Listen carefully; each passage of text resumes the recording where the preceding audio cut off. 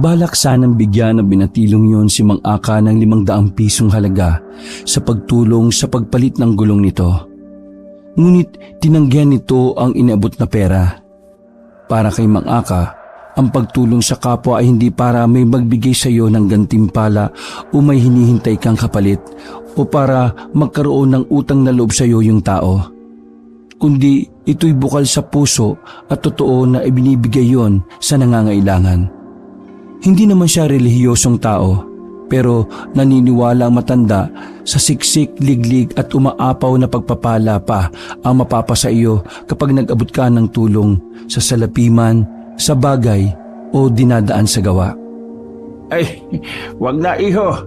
Ibulsa mo na yan at ibigay mo na lang sa masigit na nangangailangan. O sige na, uuwi na ako Bukas marami pa ako nga anihing bigas Sige po, mag-iingat po kayo sa pag-uwi niyo po. Ikaw mag-ingat ka din sa kanya. Kanino po? Sa pupuntahan mo, sa pakay mo. Sana matalo mo ang dapat mong matalo. Magtagumpay ka sana sa iyong paglalakbay. Opo. Oo naman po. Sige na, gabi na. Mga ganitong oras gumagala ang dapat na hindi na gumagala. Dapat mapagmatsyag ka bata. Nandyan lang sila. Malay mo, nasa likuran mo na pala sila. Bago alisan ni Mang Aka ang binatilyo, nagbigay pa siya ng babala sa dayo. Alerto siya sa nangyayari sa kanilang probinsya sa Tawi-Tawi. Batid niyang may mga aswang na ng ganong oras. Bilog na bilog ang buwan. Umaalulong na ang mga ligaw na aso. Mahamog na sa bahaging yon na nagbibigay ng kakaiba at di maipaliwanag na atmosfera sa paligid. Gamit ang ditulak na kartilya na nakalagay ang isang sako ng palay na itatinim ni Mang Aka kinabukasan na maaga, itinulak na niya yon saka nagmasid-masid sa madilim na bahagi ng bukirin. 8:00 na ng gabi, kaya pa naman siyang matamaan ng liwanag ng buwan. Kailangan na niyang makauwi sa kanilang bahay. Kinagat ng matanda ang kanyang labi upang mapigil ang kanyang pagbabagong anyo. Dinignan niya ang kanyang pagngingirngir. Natatanaw na niya ang bahay nila pero tinatabla na siya ng pagpapalit sa katawang hindi niya magugustuhan. Malakas niyang tinawag ang kanyang anak upang humingi ng tulong. Vanjos! Vanjos! Anak! Tulong! Tulungan mo ako! Nabitawan ni Mang Aka ang kartilya at bumagsak na lamang siya sa lupa at sumabog ang isang sako ng palay nun. Sinapo ng matanda ang kanyang dibdib. Biglang kumabog ng malakas na sunod-sunod ang kanyang puso. Diyos ko, tulungan mo ako. Vanjos! Ipasok mo ako sa bahay, bilis! Sinubukan pa niyang isa-isang pulutin ng binhi na nasa lupa na. Ikinuyom niya ang palad. Nilabanan ng matandang lalaki ang tuluyan niyang pagpapalit ng anyo. Diyos! Tumirik na ang mga mata ni Mang Aka. Tila malalagutan na siya ng hininga. Bumelo siya upang itayo ang sarili. Hinawakan niyang maigi ang kartilya ngunit mas natumba pa siya kasabay ng sako ng binhi na may laman pa nun. Tumuwid ang katawan ni Mang Aka na animoy na stroke, saglit pa'y nangisay na. Samantala, abala naman ang binatang si Vanjos sa paglalaro ng mobile game sa kanyang cellphone. Nang sunod-sunod na tumawag ng pasigaw ang kanyang ama. Ay, istorbo naman Talo tuloy ako Bakit pa kasi lumabas-labas Marahas na kinamot ni Vanjos ang kanyang ulo. Padabog na tinungo ng binata ang pinto. Bahagya niya yung binuksan at sinilip kung nasaan ang kanyang amang humihingi na ng saklolo. Nasa ka patay? Nakita ka naman. Sisimula na ulit ang laro Nilibot ni Vanjos ang kanyang paningin sa madilim at madamong bahagi sa harap ng kanilang bahay. Inilawan ng binata gamit ang cellphone ng paligid. Nang matagpuan niya ang kanyang amang nakahandusay sa lupa at hawak ang pinipigang damit sa tapat ng dibdib, taranta niyang dinaluhan ng matanda. Tay! Tay! Nangingisay na ito't bumubula na ang bibig. Napasigaw si Vanjos sa malalang kondisyon ng kanyang ama. Tumingala siya sa itim na kalangitan. Bilog na ang buwan. Diyos, pahingi ng tubig, anak. Tay naman kasi, bakit ka pa kasi lumabas eh? Ako naman oh. Binuhat ni Vanjos ang amang unti-unti nang nababalutan ng dilim ang buong presensya. Kahit nawawala na sa sarili si Mang Aka, pinilit pa rin ng matanda na magsalita upang depensahan ang sarili. Anak, may kailangan kasi may nangangailangan ng tulong ko. Kaya lumabas ako para tulungan siya. May gulong dyan. Pinalitan ko lang naman ng gulong eh. Kahit matay, dapat tinawag mo pa rin ako. Kainis naman oh. Alam mo namang may kakaiba kang sakit eh. Naglalaro ka kasi sa cellphone mo. Kaya hindi na kita maabala. Ay, ang dami niyong dahilan. Ikulong ko na nga kayo. Kardinahan ko na rin. Baka kung ano pang gawin niyo sa akin eh. Bakit pa kasi kita naging tatay eh? Pahirap. Inilagay na ni Vanjos ang kanyang amang si Mang Aka sa kulungan nito habang patuloy na kinukumbulsyon. Nilagyan na rin niya ng bakal ang magkabilang palapulsuhan na matanda. Panay sa pag-uumpugan ng kadenang nakakabit sa ama. Nakakarindi sa tenga ang pinapakawalan na ingay noon habang pinapanood ng ama na ganap ng naging alagad ng dilim. Dapat kasi may bukod ka ng bahay eh. Nag-iingay ka pa. Di ako makapag-focus ng laro dahil sa sakit mo na yan eh. Mabilis na gumapang sa buong katawan ng itim na balahibo ni Mang Aka. Nagkukulay dugo ang dalawang pares nitong mga mata. May tumutulong malapot na laway sa bibig na halimaw niyang ama. Nagsisihabaan na rin ang mga matatalim nitong kuko na nagiging itim na. Gayon din sa kuko nito sa mga paa. Ang tenga ay tumutulis at kapag nakakarinig ng kakarampot na ingay, mas nagiging malakas sa mga ito. Tuluyan ang nagwala si Mang Aka mula sa anyong aswang. Kinagat nito ang mga nakaharang nitong bakal sa kulungan. Mas naging marahas ang halimaw na matanda. Mas nakakatakot din ang boses nito na nagpasindak sa binata. Pakainin mo ako ng karne. Gusto ko ng karne. Iritableng pumasok si Vanjos sa kanilang kusina. Naganap siya sa refrigerator ng karne ng baboy. Kinuha niya yon sa may container tapos ay hinagi sa sahig. Nandidiri pang kumuha ang binata ng stick at inilapit ang karning nasa sahig patungo sa ama niyang ngumingir-ngir. Nahihintakutan siyang lumayo-layo sa mabangis na nilalang. Sa tuwing inaangilan siya nito, napapatras si Vanjos. Pabigla nitong dinampot ang laman ng baboy sa sahig. Dinakwang yon ng matanda. Bago hayok na nilamutak ang karne. Naglalaway nitong inasab na may matunog na pagnguya at takam na kinakagat hanggang sa maubos ang karne. Gusto ko ba? Bigyan mo pa ako ng karne. Gutom na gutom ba ako? Mabigat na napabuntong hininga ang binata. 3 laman ng karne ng baboy na lamang ang nasa container. Chinek ni Vanjos ang cellphone. Offline na ang mga kalaro niya. Mas lalo tuloy siyang tinubuan ng inis sa ama. Dahil sa tindi ng inis niya kay Mang Aka, binato niya ang natitirang laman sa container sa kulungan nito. O yan, sige, lamunin mo yan, buwisit ka. Mas naging marahas ang halimaw na si Mang Aka. Ang 3 karne ng baboy na binato niya ay naghiwa-hiwalay sa sahig. Naabot nito ang isa at nilamutak sa bibig. Habang ang 2 ay di nito maabot-abot kaya mas lalo pa itong naging agresibo. Tuloy-tuloy na nag-iingay ang nag-uumpugang mga kadena. Mas lalong naingayan si Vanjos. Hindi na niya natispa ang naririnig na pagkakalansing ng mga kadenang nakakonekta sa kanyang ama. Lumabas na siya ng bahay. Ikinandado na lamang ni Vanjos ang bahay. Para na rin sa seguridad ng kung sino mang gagalang tao kapag gabi. Hindi makalabas ang amang sabik sa kahit na anong laman na sariwa. Tay, doon muna ako kina Tita Yolanda ha. Bahala ka dyan magwala. Ang ingay mo eh. Hindi ako makapag-focus maglaro sa'yo. Balikan na lang kita bukas ng 6:00 ng umaga kapag wala na yung sakit mo. Naghintay ng tricycle si Vanjo sa madilim na kalsada. Tinisan niya ang lamig ng panahon kahit giniganaw na siya ng mga oras na yon. Mga 25 minutes na wala pa ring dumadaang sasakyan.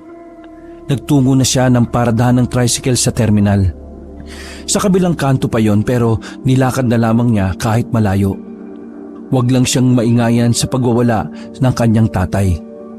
Nasa kalagitnaan siya ng paglalakad nang may marinig siyang huni ng pagsitsit. Natigil siya dala ng kurisidad kung sino ang tumatawag sa kanya. Nang wala naman siyang nakikita, sa kanya ipinagpatuloy ang paglalakad. Binilisan na niya ang paglalakad dahil palakas na ng palakas ang sitsit. Di ko naisip yun ah. May gumagala din palang kahalintulad sa sakit ni tatay. Pagkarating sa terminal, saka sumakay si Vanjo sa loob ng tricycle. Tinanaw niya ang malayo. May nakita siyang malaking bulto ng nilalang. Nanlilisik ang dalawang mata nito. Malawak ang pagkakangiti sa kanya. Susmi, nakasaan na ba yung driver nito? Manong! Manong! Kabado na ang binata. Ayaw na ayaw niya ng ganoong senaryo. Pinagpapawisan ng kanyang pasmadong mga kamay. Wala pa rin ang driver ng 3 gulong. Kaya humanap siya ng pwede niyang mapagsakyan upang makaalis na sa lugar na yon. Ilang saglit pa, tinawag siya ng tricycle driver. Uy, asensya na kung pinaghintay kita ha. Dumingil lang ako saglit. Pauwi na sana ako kaso sayang yung oras ng kikitain ko ngayon eh. Manong, hindi ka ba kinakabahan dito sa terminal? Daming gumagalang mga may malalang sakit oh. Alam mo na, yung kumakain ng tao. Baka malapa ka nun. Ano mang oras Manong, delikado buhay mo. May pangotra naman ako eh. May buntot pagi ako dyan sa loob. At ito bawang. Ibinida kay Vanjos ng tricycle driver ang nakakwintas nitong bawang. Yan palang pangontra dyan sa mga may sakit? Bakit ba may sakit ang sinasabi mo? Mga aswang sila. Hindi ko gusto yung term na aswang eh. Kasi yung tatay ko O bakit? Ano yung tatay mo? Hindi na naituloy ni Vanjos ang sasabihin. Kahit na naiinis siya kay Mang Aka, ayaw niya pa rin itong ipahamak. Wala. Kasi minsan na rin nakainkwentro si tatay ng mga ganyan eh. Sabi ni tatay, biktima lang din sila ng pagkakasakit.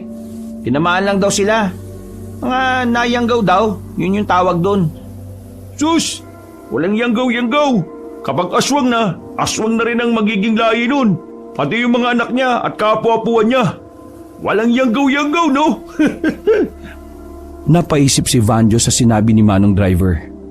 Ibig sabihin, magkakasakit din siya pagkalaon kagaya ng kanyang ama. Nag-iingat naman ako para di magkasakit. Kaya ako nga nilalayuan si tatay para di na ako mahawa sa kanya. Ano yun? Wala po. Patid na lang po ako sa Dulong Silang. Doon po kasi ako tutuloy ngayon eh. Bukas pa ako uwi sa amin. Bakit? Asa ka ba umuwi? Diyan lang po. Itinuro ng binata ang dulo sa ilalim ng bundok. Napansin niyang nawala na ang bulto ng malaking tao.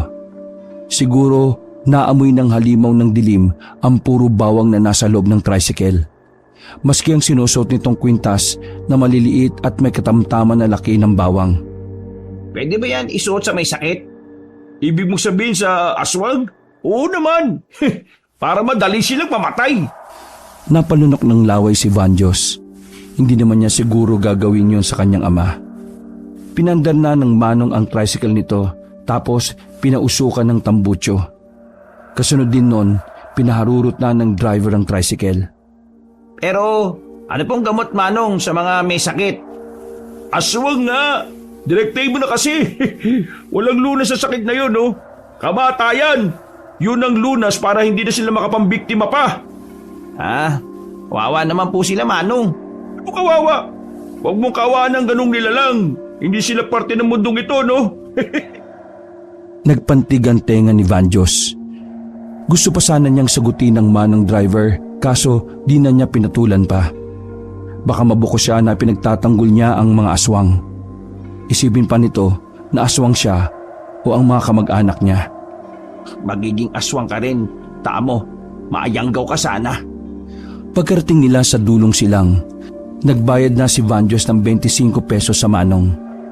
Binigyan pa siya nito ng sukli pero di na niya yun tinanggap. Keep the change, Manong. Salamat sa panginsulto nyo sa mga may sakit sa babala po pala ha. Walang anuman. Kapag gusto mo ng tulong ko sa pangotra ng aswang, tawagan mo lang ako. Diyan lang ang bahay ko sa dulong silang oh. Sakto itong pinagtatiran ko sa'yo. Nakakauwi na ako. O ano, ingat ka ha. Tinanguan niya lang ang tricycle driver bago ito sumibat. Napairap si Vanjos. Hindi niya nagustuhan ang sinabi nito tungkol sa mga aswang. Hinanap agad ng binatilyo ang medyo malaking bahay ng madrastang si Aling Yolanda. Nakita niya kaagad yon dahil ito lamang ang pinakamalaking dikit-dikit na bahay na nandun. Dinorbell niya ang gilid ng tarangkahan. Makailang ulit pa niyang pinindot ang doorbell dahil walang tumutunog sa malaking bahay na yon. Sino yan? Kabing-kabi na. Nambubulaho ka pa. Magpapatikwas ka ba sa poso? Abay, bayad muna bago tikwas.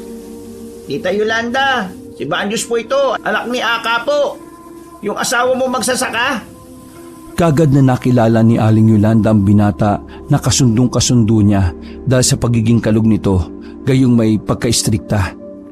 Ay, ikaw pala yan, Diyos. Ay, pasok ka. Ay, siya nga pala, yung tatay mo. Nagbagong anyo na ba? Mahinang napatango si Vanjos. Nahihiya siyang sabihin na ganun pa rin ang sitwasyon nito. Pero po, tita, nila ko naman ang bahay eh. Nakakulong na rin po siya. Tapos nakatali po ng kadena. Ay, kung alam ko lang na magiging kanya ng tatay mo, pinagamot na natin siya noon pa. Eh ano bang nakain niya noon? Hindi ko po alam eh, tita. Pero mahilig po siyang kumain kung saan-saan eh. Inaaya siya palagi sa piyestahan kasi di ba? Kagawad si Papa noon. Tapos naging ganyan na siya. Nayanggaw po. Pinaupo siya ng madrasta sa malambot na couch at itinuloy ang usapan. May nakain nga siyang di maganda. Nataniman. Eh kasalanan din pala ng tatay mo eh. Hanggat hindi nawawala ang sakit niya, hindi mo na ako babalik sa bahay niyo. Pagaling muna siya. Eh paano po kung hindi siya pagagalingin? Bawal siya sa ospital, tita eh. Delikado siya doon. Baka pag-eksperimentuhan siya. Eh kung ganon, ipatawas natin. Maghanap ka ng magaling na albularyo para tumino-tino naman ng tatay mo. Wala po akong kilalang albularyo, tite. Baka po ikaw meron. Eh, hindi ko na problema yon.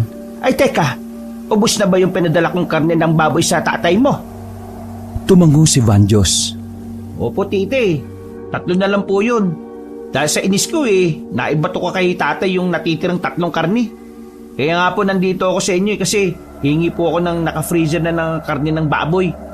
Tuwing gabi po, nagwawala hindi matigil-tigil. Eh baka naman natatakam na sa laman mo.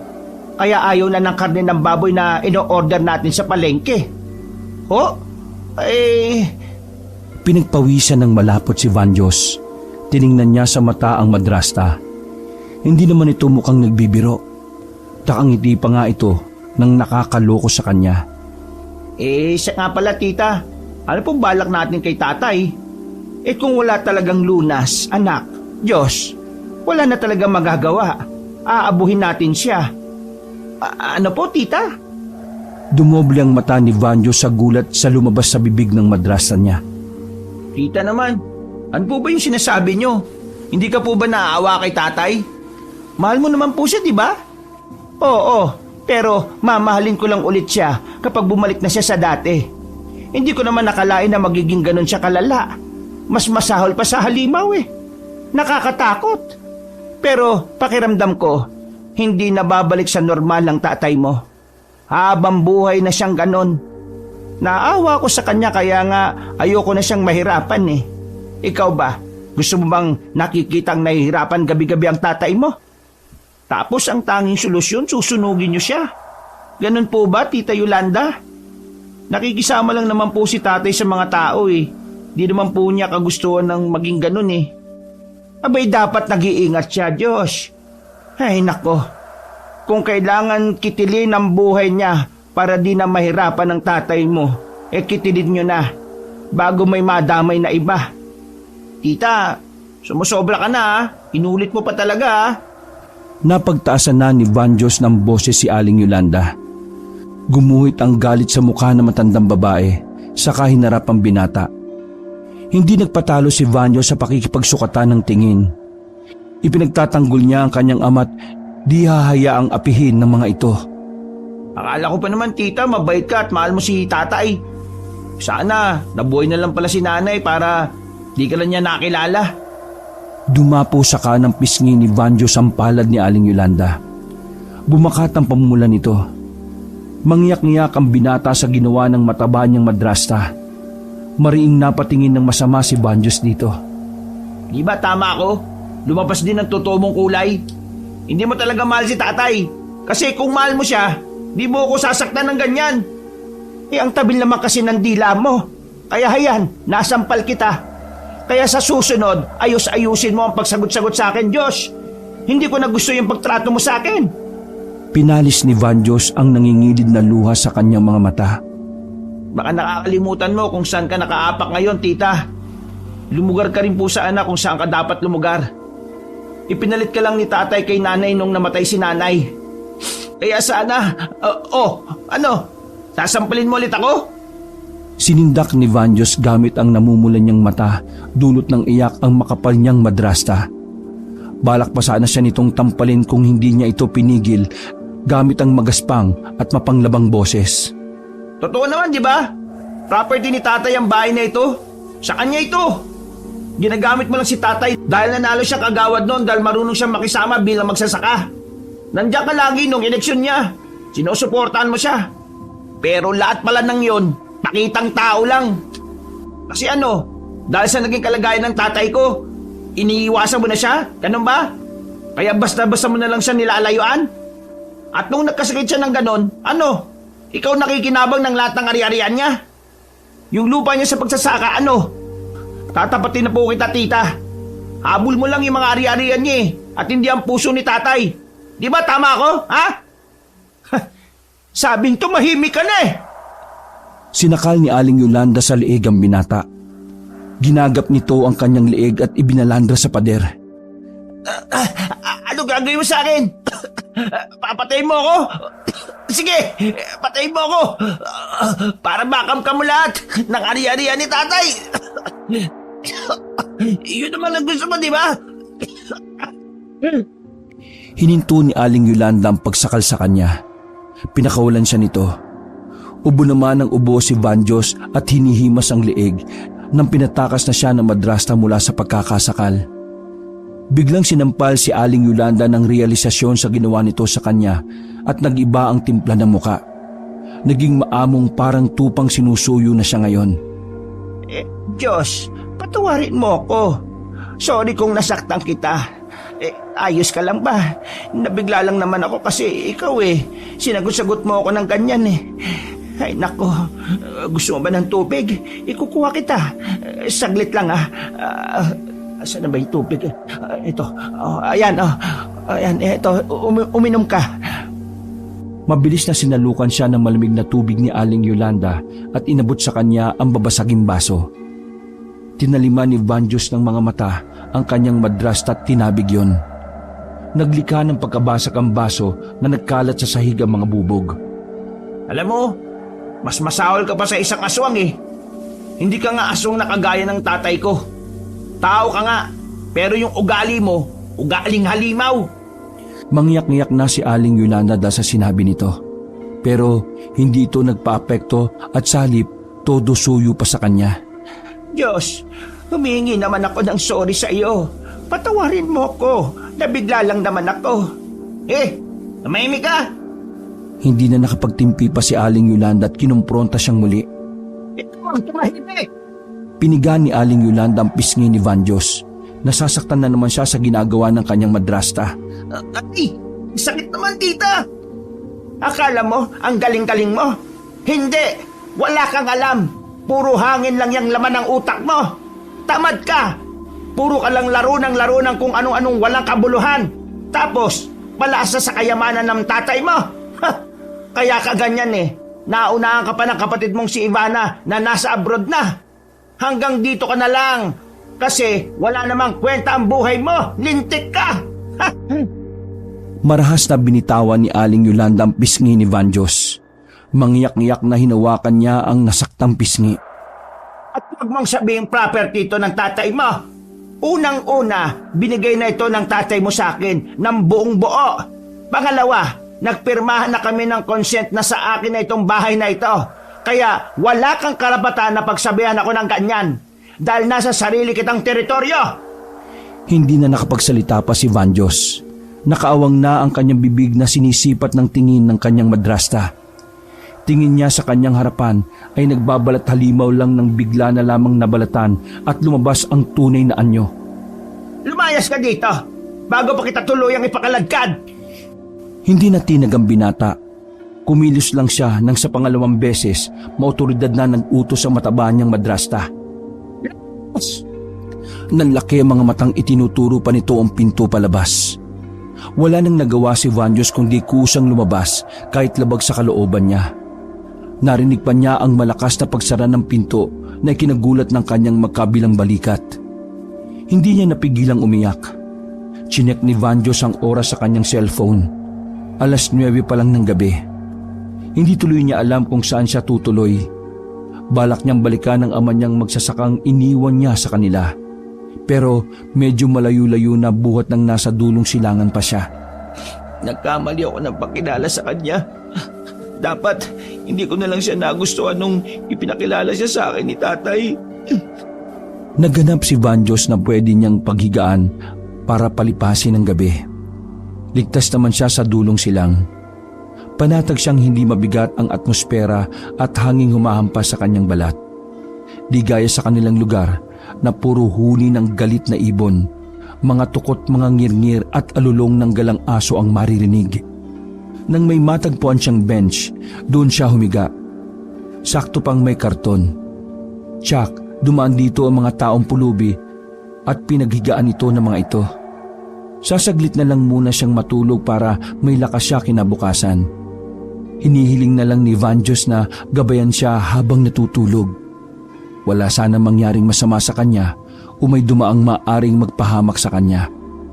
Naisip pa niyang bawiin ang dapat bawiin sa kanyang ama mula sa mapagsamantala nitong madrasta. Pasado 4:00 nang magising si Vanjos sa may bench. Kinakagat na kasi siya ng mga mapagsamantalang lamok kaya kagyat siyang napabalikwas ng bangon.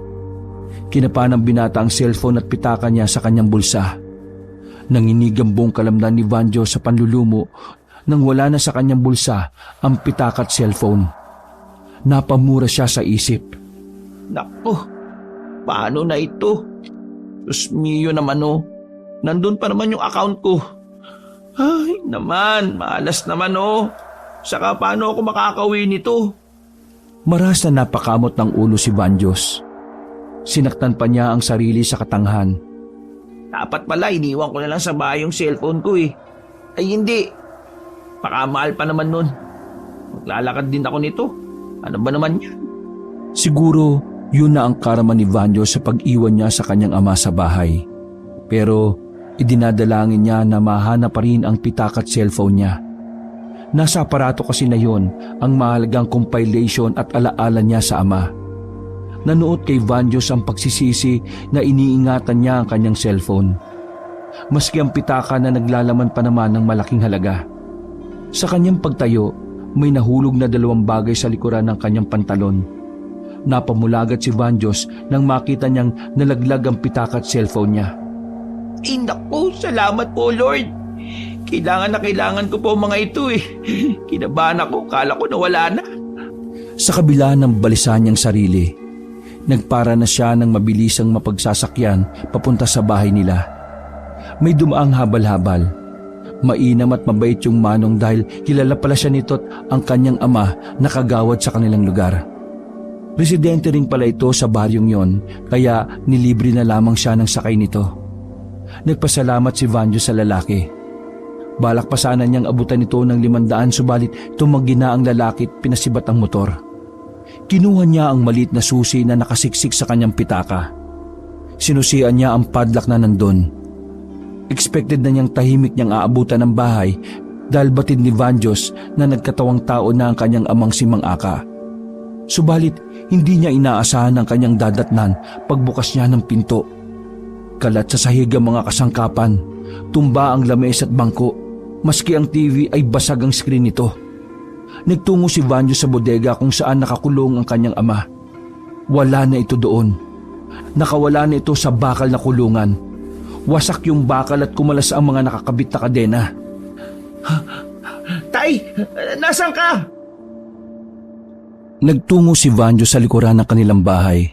Naabutan niya si Mang Aka na hubot-tubad, nakadapa, puro galos sa buong katawan at pasa. Dinaluhan niya ang walang malay na matanda't mahigpit itong niyakap. Bumuhos na ang luha ni Vanjos at tumingi ng tawad sa ginawa nitong pag-iwan kagabi. Tay, sorry po. Ang laki-laki ng pagsisisi ko na iniwan kita. May sakit ka po. May malalang sakit. Pero hindi man lang kita inintindi. Sorry, Tay. Sorry. Hinimasimas ni Vanjos ang likuran ni Mang Aka. Wala pa itong malay tao. Binuhat niya ang kanyang ama. Saka pumanhik sa itaas upang ilagay sa kanyang kwarto ang natutulog na ama. Awang-awa siya sa pagod na matanda dulot ng sakit nito. Habang natutulog si Mang Aka, nilinis na lamang ni Vanjos sa mga naikalat ng ama sa tuwing nagbabago ito ng anyo. Mabuti na lamang hindi tuluyang nakatakas ang ama para makapambiktima. Nakukontrol pa rin ng matanda at nilalabanan ang pagiging aswang nito kahit papaano. Nakakaalarma nga lang ang pagiging malakas nito kapag tinatamaan na ng sakit sa gabi. Kahit bakal na kulungan, nasisira na ng matandang magsasaka. Ngayon, iisip na naman si Vanjos kung paano niya makukulong ang amang magsasaka na hindi ito makatakas. Kamuntikan na kasi itong tumalon sa likuran ng kanilang bakod. Kapag nagkataon, makakatikim na ito ng karne ng tao. Pagkatapos ni Vanjos malinisan ng lahat, pansamantala muna siyang nagpahinga. Pipikit na sana siya dulot ng pagod nang tumunog ang kanyang cellphone. Sinagot yun ni Vanjos na hindi tinitingnan kung sino ang nakarehistro na tumatawag. Walang gana niya iyong sinagot. Hello? Sino to? Vanj? Ate Ivana? Napatawag ka? Tinangala ni Vanjos ang ikalawang palapag kung saan kasalukuyang natutulog ang amang si Mang Aka. Kumusta na? Kumusta si Papa? Natatananta si Vanjos kung ano ang isasagot. Hindi pa kasi alam ng kanyang ate o nakatatandang babae niyang kapatid na may malalang sakit ang ama niya tuwing gabi. 2 taon na ang ate Ivana niya sa abroad, sa Taiwan. 6 na buwan noon ang ate niya doon nang tinamaan ng sakit ang ama niya na tinatawag na Yanggaw. Pakiusap sa kanya ni Mang Aka noon, wag na huwag ipapaalam sa ate niya kahit anong mangyari na nahawa ito ng pagkaaswang. At hanggang ngayon, buhat ng Nayanggaw ang tatay niya na natiling pinaglilihiman niya ang ate Ivana niya at hindi rin ito alam na may bago ng partner si Mang Aka na si Aling Yolanda. Nung mamatay ang kanilang nanay, 3 taon na ang nakalilipas bago mag-ibang bansa itong dalaga. Wala itong kaalam-alam sa nangyayari dahil malayong-malayo ito sa kanila. Ate, huwag mo po kaming alalahanin. Ayos na ayos po kami ni tatay dito. Ikaw po ba dyan sa Taiwan? Kumusta ka? Napatawag ka po. Pasensya na kung ngayon lang ako napatawag Busy-busy kasi talaga ang ate mo dito sa Taiwan eh. Si Kagawad pala nasaan? Gusto ko siyang makausap. Ate, tulog na siya eh. Saka ate, alam mo nang Kagawad si tatay? Ay, naku, dati ko pa alam no. Ano ka ba? May mga mata ko dyan. Kayo bakit wala kayong balita kay tatay? May plataforma pa na iboto si Mang Aka, Kagawad, ang magsasaka na may libreng baka. Abat, sabi nung nanalo si tatay wala namang libreng baka. Kayo si tatay, nangangako di naman tinutupad. Kawawa mga residente natin dyan. Ate, may libreng bigas naman na pinamimigay si tatay linggo-linggo sa mga kabaryo natin dito sa Tawi-Tawi. Hindi na sila lugi doon.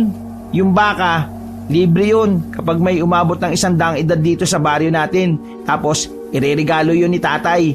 Yun ang pangako na natutupad naman ni tatay. At alam mo ba, Kahit kagawad na yan, nagsasaka pa rin yan. Walang paypay nga dyan si tatay.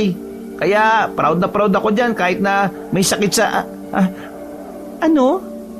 Natampal ni Vanjos ang nadulas niyang sariling bibig. Hoy, sumagot ka, Vanch. Anong sakit ni tatay?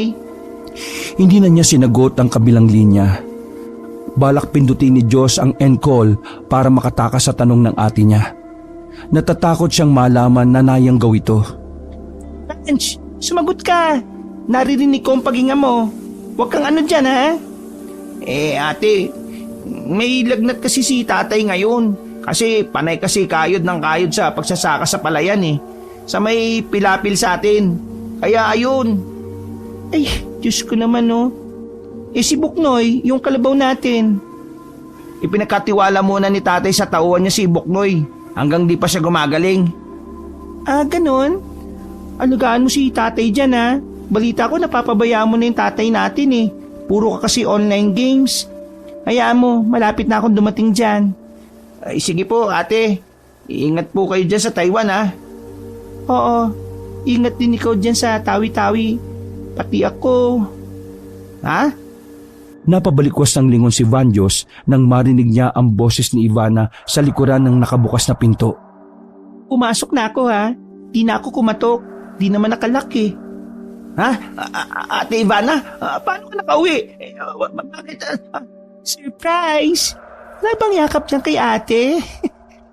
Gulat na gulat si Vanjos nang bumulaga sa kanya ang nakatatandang kapatid. Hindi niya inaasahan na darating si Ivana galing sa Taiwan. Wala siyang kahit na anumang bakas o sinyalis na uuwi na ito. Talagang nasurpresa siya at hindi makapaniwalang nasa harapan niya ang kanyang ate. Bigla naman siyang kinabahan sa kanyang ama. Baka malaman na nito na aswang si Mang Aka. Ate Ivana naman bakit hindi ka man lang nagsabi na uuwi ka? Kaya nga surprise, diba? Wala ka bang yakap kay ate? Namimiss ko na yun Huling yakap mo sa akin nung mamatay si nanay. Bilis, yakap na. Dahil sa pangungulit ni Ivana, lumapit si Vanjos dito saka maigpit itong hinagkan. Laki-laki na ng kapatid kong bunso. Siyempre ate, dalawa lang tayo magkapatid Ako yung bunso, ikaw yung ate. Tigil mo na nga kakapisil sa pisngi ko, sakit na Ay, sorry Vance. Si tatay pala. Napangiwi si Vanjos sa tanong ng kanyang ate. Siya, sabi mo may lagnat, diba? Bibili ako ng gamot, paracetamol. Nasa taas ba? Napatingala si Ivana at saka napatingin sa kanya. Opo, nasa taas po. Tangka na sanang papanik sa itaas si Ivana nang may bumusina sa tapat ng kanilang bahay. Parehong natuon ang atensyon ng magkapatid sa pumaradang sosyal na asul na kotse. Pamilyar kay Vanjos yon. At kung hindi siya nagkakamali, sa taong yon na malapit sa kanyang ama ang nagmamay-ari ng kulay asul na kotseng yon. Niluwa ng sasakyan si Aling Yolanda. Pinilit pa nitong magtakong kahit matanda na at hindi sanay mag-heels. Makapal din ang kolorete nito sa muka na hindi bumagay sa buo nitong pagkatao. Ang pananamit ay nakakasilaw. Puro mga burloloy ang nakasabit sa kanyang tenga. Sino yan? Anong ginagawa niya dito? Magkahalong pagtatakat galit ang nakita ni Vanjos sa mukha ng kanyang ate. Wala siyang masagot-sagot sa nakakatandang kapatid, kundi ang pagkibit niya ng balikat. Hinarap ni Vanjos na may pag-anga sa matanda niyang madrasta. Anong ginagawa niyo dito? Mabigat ang presensya niyang tinaliman ng tingin si Aling Yolanda. Diyos, hindi ako nandito para makipag-away. Gusto ko lang humingi ng tawad sa iyo. Naguguluhan naman ang panaybaling ng tingin ni Ivana sa kapatid at sa matabang babae. Teka, magkakilala kayo? Hindi malaman ng dalaga saan papaling. Nagsasagutan na kasi ang dalawa. Pero mas pinagtuunan niya ng tanong ang kapatid. Sino siya? Bakit kayo magkakilala? Ate, mahaba-haba pong... Ikaw si Ate Ivana, yung nag-abroad, no? Po? Lagi kang kinukwento sa akin ng aking aka. Yung tatay niyong dalawa nitong si Diyos. Lagi ka sa akin niyang ibinibid at ipinagmamalaki. Paano niyo po nalaman yan? Kaano-ano po ba kayo ng tatay ko? Pinanlisikan ni Vanjos ng mga mata si Aling Yolanda. Nagbabanta ang mga mata niya sa matabang babae at pinapahiwatig niya na subukan lang nitong magsalita. Makakatikim talaga siya rito. Pero inirapan lang siya ng ginang. Hindi pa pala nasasabi sa iyo ng kapatid mo, no? Ho? Hindi, wala. Ano ba yun? Pasulyap siyang tiningnan ng ate niya. Kinabahan na si Vanjos kung ano ang susunod na sasabihin nito kay Ivana. Ibinalik muli ni Ivana ang tingin kay Aling Yolanda. Maski si Aka, hindi sinabi ang tungkol sa akin? Dinig na dinig ang paghagalpak ng tawa ni Aling Yolanda sa malawak na bukirin na yon. Ako lang naman ang bagong nanay mo. Ang ipinalit sa nanay mong namatay sa kanser. Nagpantig ang tenga ni Ivana sa pangalawang beses nitong pagtawa. Para na kasing nang iinsulto ang ginang sa hindi malamang dahilan. Hinila ng ate niya ang buhok ni Aling Yolanda. Napaigik ito sa sakit. Aray! Ang sakit! Aray! Alam mo, hindi ako nainsulto nung malaman kong ikaw ang bago ni tatay. Nainsulto ako kasi pinagtawanan mo ang taong patay na. Aray! Ang sakit! Ano ba? Bitiwan mo ang buhok ko! Ate Ivana, hayaan mo na yan! Palihim na natawa si Vanyo sa ginawa ng kanyang ate sa matapobreng si Aling Yolanda. Marahas na binitiwan ng dalaga ang buhok ng ginang. Saglit, hindi ba tayo tapos, oy? Papasukin niyo ako. Ano ba? Huwag niyong isarado ang pinto. May karapatan ako. Ako ang madrasa niyo. May karapatan ako sa bahay niyo. Kinandado ni Vanjos ang pinto. Tinadtad ni Aling Yolanda ng katok ang pinto. Matapang na sinigot ni Ivana ang nag-aalburutong ginang na nasa labas na binabalya na ang pinto ng kanilang bahay. Sige, subukan mong sirain yung pinto namin. Ipapakulong kita. Hindi niyo ako mapapakulong. Papasukin niyo ako. Kakausapin ko si Aka. Papasukin niyo ako, ano ba? Ako nang tatawag ng pulis para ipahuli itong iskandalosang to, Vange. Punta mo si tatay. Sige po, ate. Nagtitipa na ng numero si Ivana para tumawag sa police station habang madali naman siyang pumanhik para i-check ang amang nagpapahinga sa kanyang silid. Pagpasok ni Vanjos ng kanyang kwarto, wala na ang ama nitong mahimbing na natutulog sa kanyang kama. Magulo na ang kobre kama at nasa sahig na ang unan. Tingin ng binata, tumakas ang tatay niya habang katawagan niya kanina ang kanyang ate Ivana. Bumaba si Vanjos para sabihin sa ate niya na wala sa silid niya ang ama nilang si Mang Aka. Ate, si tatay, wala sa kwarto ko. Ano? Bakit? Saan nagpunta? Di ba may sakit yon? Hindi ko po alam eh. Baka...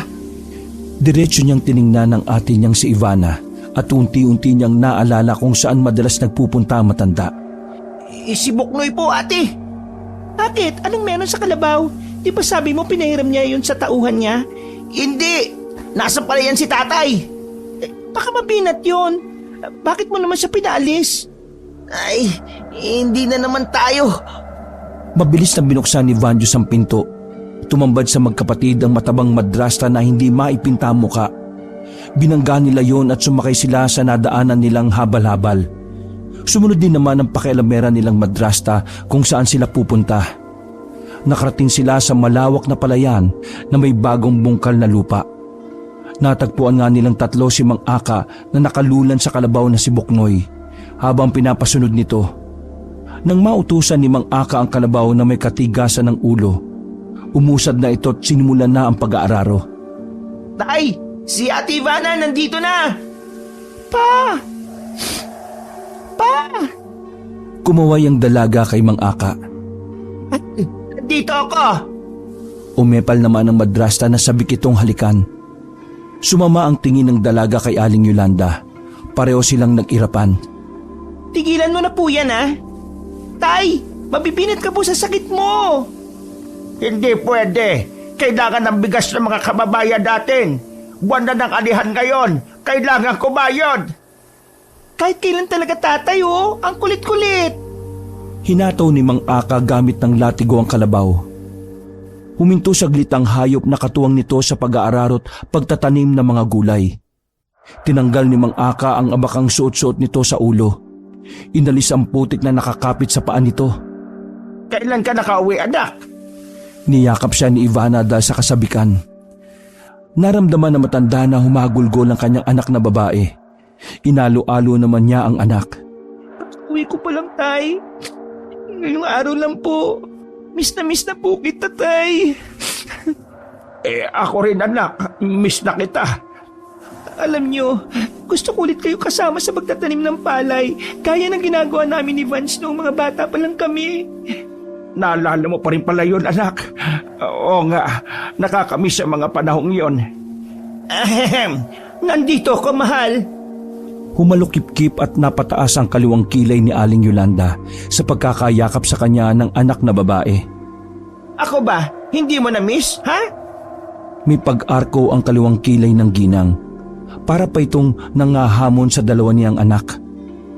Yolanda, umuwi ka na muna sa bahay natin sa Dulong Silang. Doon natin pag-usapan ng kung anong gusto mo. Ikaw ang pakay ko, Aka. Miss kita, kaya ako nandito. Alam ni Banjos yan bago kanya iwan sa ere kagabi. Hindi ba, Diyos? Inangat na ni Ivana ang ulo mula sa pagkakasubsob sa dibdib kay Mang Aka. Sa pagkakayakap nito sa kanya. Saka tumingin sa nakababatang kapatid. Huwag mo siyang pakinggan, Ivana. Natatakot malaman na matanda ang pagkatao niya kapag magagabi na. Tumigil ka na, Yolanda. Tama si tatay, ate. Huwag mo siyang pakinggan. Ano bang hindi ko pa nalalaman, Tay? Vange, hindi niyo ako pinaglilihiman? Pamilya niyo ako, di ba? Ano pa? Maliban sa kabit mo, Tay. Ang kanang kilay naman ang tumaas kay Aling Yolanda. Nagpantig ang tenga nito at tumaas ang dugo sa ulo. Kabit? Hindi ako ang kabit. Kayo mga kabit sa buhay namin ni Aka, mga sabit. Ano? Ikaw? Kabit? Ano pang nalalaman mo? Parang mangkukulam na tumawang muli ang ginang. Malalaman mo mamayang gabi. Ikaw dapat ang makakadiskubre niya sa tatay mo. Pamilya ka, di ba? Dapat ang isang parte ng pamilya alam lahat ang kung anong nangyayari sa kapwa niya kapamilya. Umalis sa eksena si Aling Yolanda matapos itong masabi ang litanyang yon. Tinitigan ni Mang Aka ang kanyang anak na may bahid ng pagdududa. Anak, magpapaliwanag kami ng kapatid mo. Sa bahay na lang namin sasabihin sa iyo ang totoo. Bakit sa bahay pa? Bakit hindi na lang dito, Tay? Vanjos, ikaw ang lagi kong kausap, di ba? Nakikibalita ako sa iyo at kay tatay. Habang nasa ibang bansa ako, pero bakit niyo ako pinaglilihiman kung anong nangyayari sa inyo dito sa Pilipinas? Wala na ba akong karapatan malaman ng lahat? Ate, please, sa bahay na lang po. Pumayag si Ivana na sa bahay na lang nila pag-usapan ang nangyari sa kanilang ama. Hinihila ang dalaga ng kuryosidad na malaman kung ano yung talagang naging sakit ng kanilang ama. Magkakaharap silang tatlo sa pagitan ng hapagkainan. Habang hindi pa kumukulo ang sinaing, nagtapat na si Mang Aka sa tunay niyang karamdaman sa kanyang anak na 2 taon nang nasa abroad. Anak, Ivana, noong araw na namatay si Estrella, ang nanay mo, nalungkot ako, na-depress. Hindi ko lang ipinakita sa inyo na malungkot ako noon kasi ayaw kong makita niyo kung pinanghihinaan ng loob dahil lang sa pagkamatay ng inyong ina. Pero sa loob-loob ko noon, parang namatay na ang buong pagkatao ko sa pagkawala ni Estrella. Sinubukan ko na lang na maging malakas para sa inyong mga anak ko. Kahit mahirap. Dadagdagan lang ang kalungkutan ko noong balak mong mag-ibang bansa. Hindi ko maiwasan, anak, na hindi tamaan ng lungkot kahit makakasama ko naman si Vanjos na kapatid mo. Kinimkim ko yon, anak. Kinimkim ko ang lungkot na nararamdaman ko. Kasi gusto kong maging malakas. Pero hindi ko kaya. Hindi ko kaya. Emosyonal na tumingin si Mang Aka sa binata na may iyak na rin. Abala na palagi si Vanjo sa cellphone. Palaging kaharap ang cellphone. Hindi na ako pinapansin. Masaya ang buhay natin noong mga bata pa kayo. Noong buhay pa ang nanay ninyo. Napayuko si Vanjos. Guilty ang binata dahil buhat na mamatay ang ina. Nawala na ito ng gana sa lahat. Hindi na ako tinutulungan magsaka ng kapatid mo gaya ng lagi nating ginagawa noon. Kaya naghanap ako ng ibang pagkakabalahan maliban sa lagi kong kasama ang kalabaw na si Boknoy. Doon ko pinasok ang public service. Tumakbo akong kagawad. Naging inspirasyon sa kapwa nating magsasaka dito sa Tawi-Tawi. Ang plataforma ko para paunlarin ang agrikultura ng ating probinsya. Pinalad naman ako't naging katuwang ko si Yolanda sa lahat ng bagay. Nakilala ko si Yolanda na palaging nakasuporta sa akin. Isa siyang botante dito pero ang suporta niya ay nakita ko na parang kay Estrella. Nakita ko si Estrella kay Yolanda. Kaya ko siya binahal kasi pareho silang ng pakikisama at ugali noong makilala ko ang nanay ninyo. Napailing si Ivana sa mga inihayag ni Mang Aka. Hindi pa rin sapat yun, Tay. Para maghanap ka ng ibang babae. Pinalitan mo si nanay, Tay. Kaya nga humingi ako ng kapatawaran sa iyo, anak. Maski sa iyo, bunso. Patawarin niyo ako. Patawarin niyo ang tatay niyo. Nawalan na ako ng oras sa inyo dahil mas inuna ko ang ibang tao kaysa sa inyong mga anak ko. Patawarin niyo ako. Wala yun, Tay. Pero sana naman, nagsabi kayo sa akin. Kayo ni Vance, para di ako nag-aalala sa Taiwan.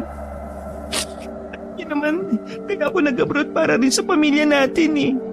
Para sa seguridad natin, lalo ka na, Tay. Senior ka na po. Gusto ko makatulong sa'yo, lalo na sa pag-aaral, hanggang sa makapagtapos si Vanjos.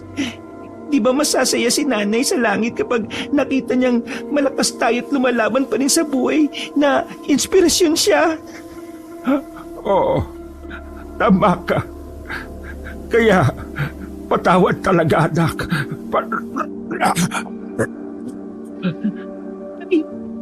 Sa'yo! Napangat ng ulo si Vanjos na nangangalumata sa kakaiyak nang mapansin itong parang nai-stroke si Mang Aka. Tumingin ang binata sa babasaging bintana. Gabi na pala. Hindi niya namalayan man lang ang oras noong nilakad nila ang pilapil patungo sa kanilang bahay. Hindi! Nandiyan na ang sakit ni Papa! Inaatake na siya! Anong sakit, Vance? Anak, Ivana, may hindi ka pa alam tungkol sa akin. Hindi na itinuloy ni Mang Aka ang susunod niyang pagkukwento sa anak na OFW. Napakagat na siya sa labi. Ang sumunod na nangyari ay ang pagbagsak niya sa malamig na sahig. Saka nagkikikisay. Tumirik ang mga mata habang bumubula ang bibig. Agad binuhat ni Vanjos ang kanyang ama. Mabilis siyang bumaba sa may bodega. Nandoon ang malaki nitong kulungan. Binuksan niya yon at nilagay doon si Mang Aka. Takang-taka si Ivana sa ginagawa ng kapatid sa kanilang ama. Vance, anong ginagawa mo kay tatay? Bakit mo siya kinukulong? Ate, may sakit si tatay. Malubang sakit. Ito yung sinasabi kong sakit niya eh. Tuwing gabi. Ito yun. Pwede tulungan mo ko. Bago pa siya ganap na tabla ng sakit niya. Yung kadena, ate, bilis! Nagimbal si Ivana nang masaksihan ng tuluyang pagbabagong anyo ni Mang Aka. Na marahang binabalutan ng balahibo sa buong katawan. Kumilos na ang dalaga agad. Sumisigaw na kasi sa sobrang sakit si Mang Aka.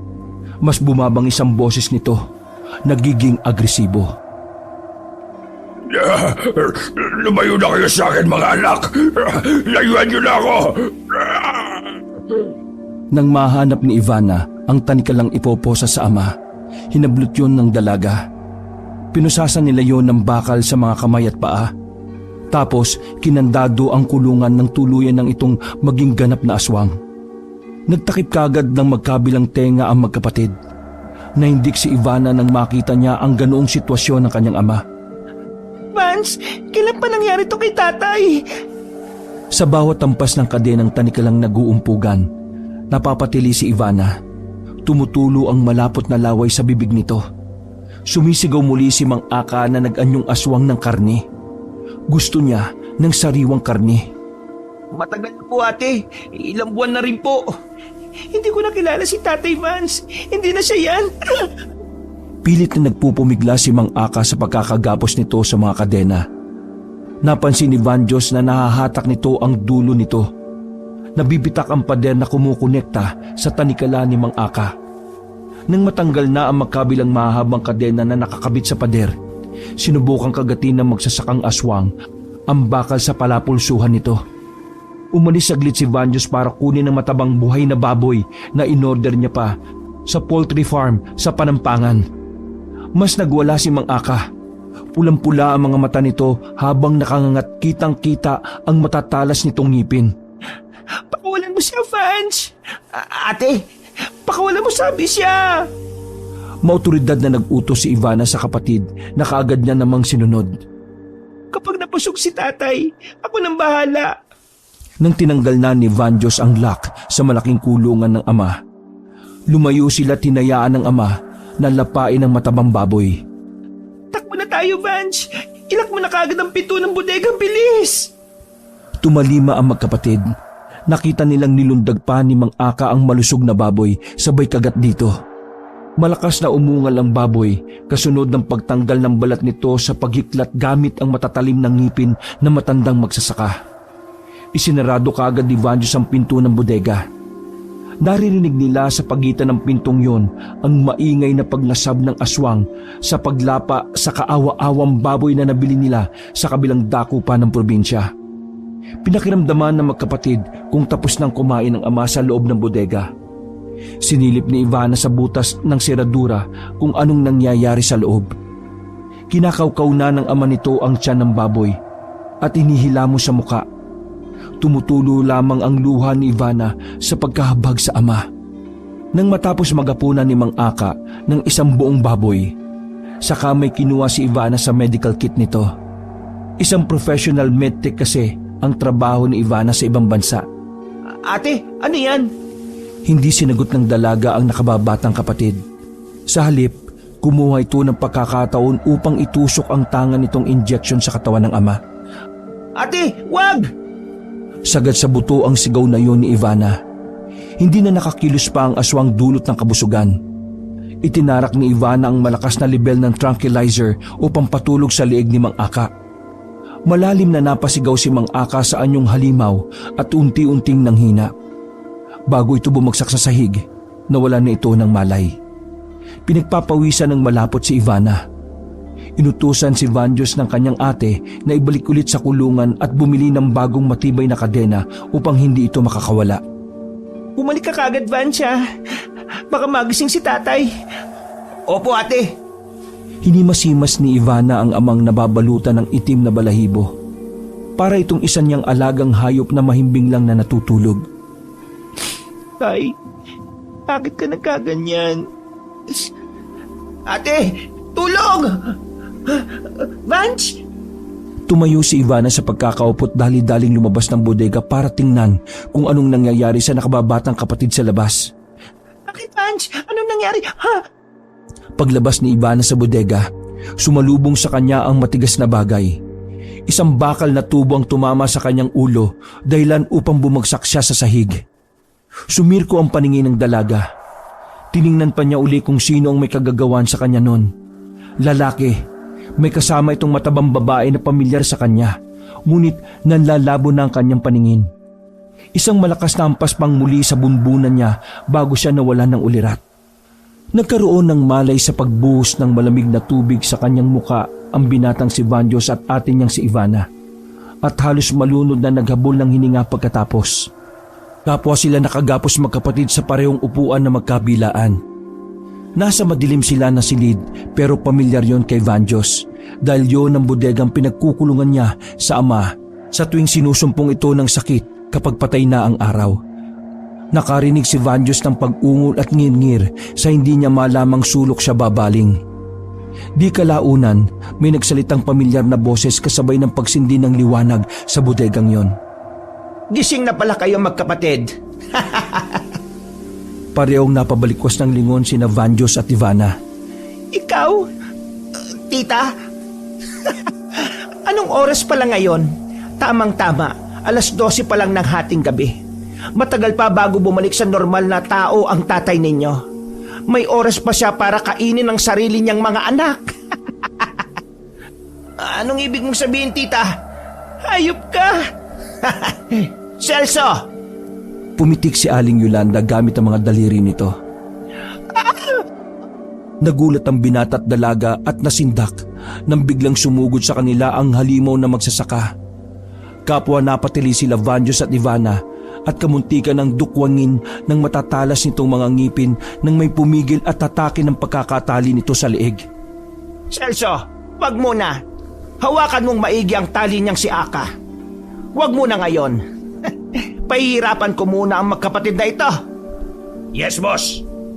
Namukaan ni Vanjos ang lalaking kasama ni Aling Yolanda. Pamilyar sa kanya yon dahil ang lalaking ito ang tricycle driver na nagatid sa kanya sa dulong silang. Manong, ikaw? Nagkita ulit tayo. Ano, turuan na ba kita paano patayin ng mga aswang? Kung paano patayin ng ama mo? Marami akong pangontra dito. Mahal, ano bang tinuturo mo sa bata? Hindi mo ba alam, mahal? Siya yung hinatid kong bata sa bahay mo. Nagtaka nga ako eh. Hindi ko akalain na anak mo yan sa aswang na ito. Never mind. Ipapalapa ko lang naman ng dalawang ito sa ama nila eh. Bumaling ang lalaking tricycle driver na si Mang Celso kay Vanjos. O paano ba yan? Di na pala kita matuturuan ng pangontra ng aswang. Ipapalapa ka pala sa aswang na ito eh. Sorry. Kailangan kong sundin itong si boss mahal ko eh. Kiss mo nga ako, Yol. Nanggagalaiti ang magkapatid nang masaksihan ang matunog na paghahalikan ni Aling Yolanda at Mang Celso. Traitor ka! Kapal na mukha mo! Niloloko mo lang pala si tatay! Mga baboy kayo! Pakawalan nyo kami dito! Hindi ko naman talaga mahal ang halimaw na ito. Pinaibig ko lang naman siya para makuha ko ang lahat-lahat ng ari-arian niya. Sinasabi ko na nga ba eh. Ang galing mo din, Diyos. Nahulaan mo yon una pa lang. Kapag nakawala ko dito, baboy ka. Papatayin kita. Subukan mo lang nang hindi pakawalan ko kagad itong tatay ninyo. Oh, gutom na oh. Maharot na hinawakan ni Aling Yolanda ang binti ni Vanjos. Kasunod din nito ang paghawak ng baba ni Ivana para suriin ang maamo nitong muka. Ano ba ang tunay na dahilan kung bakit naging aswang ang ama ninyo? Napahinto sa pagpupumigla sa magkapatid at itinuon ng pakikinig sa matabang madrasta. Dahil ako ang nagpakain sa kanya ng tanim na aswang. Buti na lang, binigyan ako ng laway ng lola ko bago siya namatay. Parehong namuhi ang magkapatid at nagwala sa isinuwalat sa kanila ni Aling Yolanda. Minura ito ni Vanjos habang sigaw ng sigaw sa galit si Ivana. Balak ko sanang isuplong ang tatay ninyo kapag naging aswang na siya sa mga taong bumoto sa kanya. Kaso, nag-iba ang plano. Mabait pa rin naman ako sa lagay na ito, ha? Kahit hindi halata. Bubusugin muna namin ang alagang ito sa magiging lamang tiyan niyang mga anak bago namin siya katayin. At sa amin mapupunta ni Celso ang lahat ng ari-arian ng aswang na ito. Napakasama mo, hayop ka. Sumusobra ka na.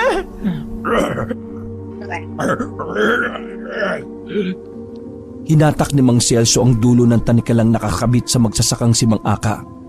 Mas nagiging agresibo na ito't nagiging mabangis at gusto na muling makatikim ng sariwang laman ng tao. Wala na kayong magagawa. Kapag namatay na kayong lahat, mapapasa akin na ang lahat ng ari-arian na dapat ay sa inyo. Akin na yung lupain nyo dito at palayan. Sige na, Celso. Pakawalan mo na yung aswang na yan.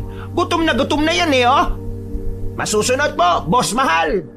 Mula sa maigpit na pagkakakapit ni Manong Celso sa tanikalang kadena, binitiwan na nito't itinulak papunta kina Vanjos at Ivana ang aswang na sabik ng umatake. Tay, wag po. Si Vanjos po ito. Tay, anak po kami, wag po.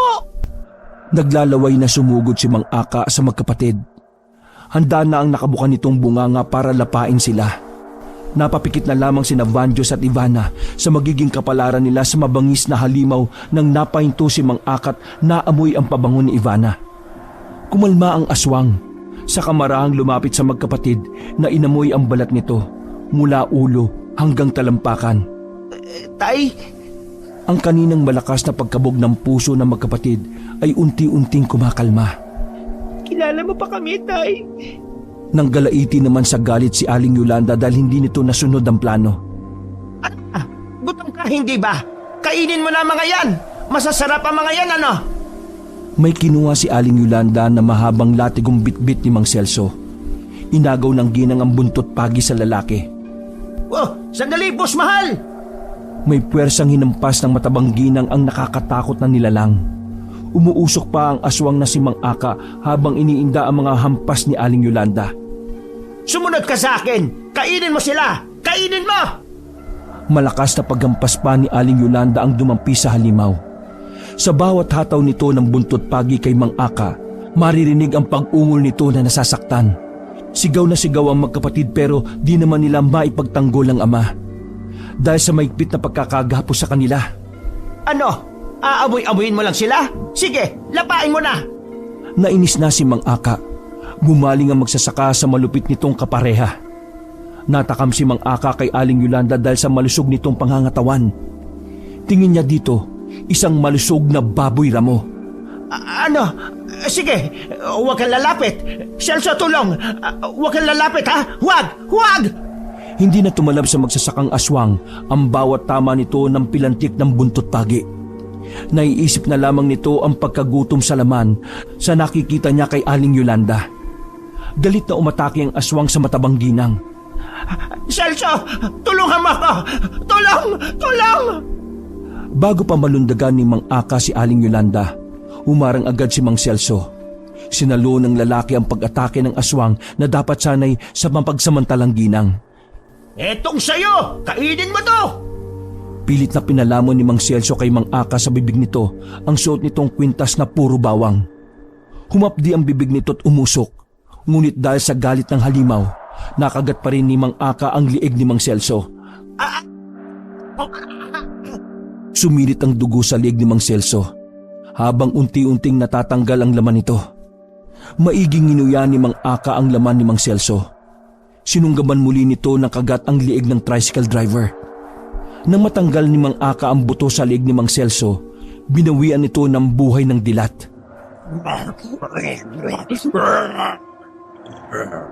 Sa balikat naman ni Mang Celso ang puntirya ni Mang Aka. Sasagpangin sana ng aswang na magsasaka ang balikat ng patay na lalaki nang sumigaw ang kanyang mga anak. Ha? Mamatay ka na! Bumalikwas ng lingon ang aswang, subalit napalakol na siya ni Aling Yolanda sa ulo. Tay! Hindi! Tay! Parang sinibak lang na kahoy ang ginawa ng ginang sa matanda. Kaagad bumagsak si Mang Aka sa sahig. Sa puntong yon, nanginginig na bumagsak sa sahig si Aling Yolanda. Hinding-hindi ito makapaniwala sa nangyari. Doon naman nakakuha ng pagkakataon si Vanjos na lumuog na ang pagkakatali sa likuran. Nang makakawala, kinalagan niya ang ating si Ivana. Tay! Natulalang napatras ng nakaupo sa sahig si Aling Yolanda. Nanginginig ito sa ginawang pagpaslang kay Mang Aka. Iginapos ng binatang si Vanjos ang madrasta. Saka tumawag sa mga otoridad. Dinaluhan ni Vanjos ang amang naghihingalo. Bumabalik na ito sa wisyo, gayong nasa anyo pa rin ng halimaw. Anak, Vanjos, Lumabang ka po, Tay! Huwag mo po kaming iwan! Parang awan niyo na! Tay, wag! Wag po kayong mamamatay! Nanghihina na nagsalita si Mang Aka. Ilang sandali na lamang, malalagutan na ito ng hininga. Vanjos, tuparin mo ang nasimulan ko. Ituloy mo lang na magbigay sa mga nangangailangan. Ang mga kapwa nating masisipag na magsasaka. Bigyan mo ng oportunidad na maiangat ang agrikultura. Kailangan nila tayo para may makain ang mga kababayan natin. Ikaw na ang bahala. Mahal na mahal ko kayo. Patawad, Ivana, sa lahat ng pagkukulang ko. Magkikita na kami ni Estrella. Magkikita na kami ng nanay niyo. Napasigaw ang magkapatid ng tuluyang lumaylay ang mabalbong kamay ni Mang Aka. Dilat itong nawalan ng buhay habang nakapaling ang ulong nakatingin kay Aling Yolanda na natroman at nanginginig sa takot. Unti-unti nang inabo ang ama ni Vanjos at Ivana. Bago pa mahipa ng hangin ng katawang aswang ni Mang Aka, inipon yun ni Ivana at saka inilagay sa isang garapon. Dumating na rin ilang saglit ang mga pulisya. Inaresto si Aling Yolanda at dinala sa presinto habang si Mang Celso ay iniimbestigahan ng Soko. Bago ibagsak ang katawan sa morgue, hiningan din ng magkapatid ng statement sa police station. Matapos ang masusing interrogation, pinakawalan din ng magkapatid at kinausap ng psychologist. Habang si Aling Yolanda nakulong nang mapatunayan na balak nitong patayin si Mang Aka at ang mga anak nitong sina Vanjos at Ivana para makuha lang ang ari-arian na lupain ng palayan at ilang bahay na pagmamay-ari ng yumaong magsasaka. Matapos ang 1 taon nang mawala ang kanilang amang si Mang Aka, tinupad ni Vanjos na tumakbo siya bilang kagawad kapalit ng ama nito. Nanalo ito sa botohan. Tinupad niya rin ang pangako ng ama na magbibigay ng libreng 1 sakong bigas sa mga kabaryo nila sa Tawi-Tawi kada buwan. Tuwing malakas naman ang anihan, tumutulong si Kagawad Vanjos na hatiran ng bigas ang kabilang panig ng baryo sa Tawi-Tawi. Gaya ng ama niyang si Mang Aka, ang pagtulong ay bukal sa puso at hindi nag-aantay ng kahit na anumang kapalit. Katuwang din ito ang ate niyang si Ivana na tumulong sa mga nangangailangan. Kung pasukin ko rin kaya ang public service, bunso, hindi na ako mag-a-abroad. Dito na lang ako. Tutulungan kita sa adhikain mong yan. Oo nga naman, Tati. Huwag ka na mag-abroad. Tayong dalawa na nga lang magkapatid ang natitira. Magtulungan na lang tayo dito. Pero basta, huwag mo nang lilihiman si ate ha. Pamilya tayo eh. Opo, ate. Hindi ko sasabihin sa iyo na nakakain din ako ng yanggaw. Ha? Kailan ba? Diyos ko, Vanj, iluwa mo yan. Baka naman may itim na sisiw na dyan sa tiyan mo ha. Huwag naman. Joke lang. Itong si ate masyadong nag-aalala eh. Ay, sira. Naku iwan kita dyan Ate, mag-ingat na lang tayo next time sa kinakain natin. Ayoko matulad kay tatay na nayanggaw eh. Sinadya naman yun ng Lecheng Yolanda na yun eh. Napakainin sa kanya ang tanim na aswang. Pero mag-ingat pa rin tayo. Aba, dapat lang no? Itinuloy na lamang na magkapatid ang pagsasalok ng bagong aning palay sa sako bago bumalik sa kanilang makabuluhang ginagawa. Wakas!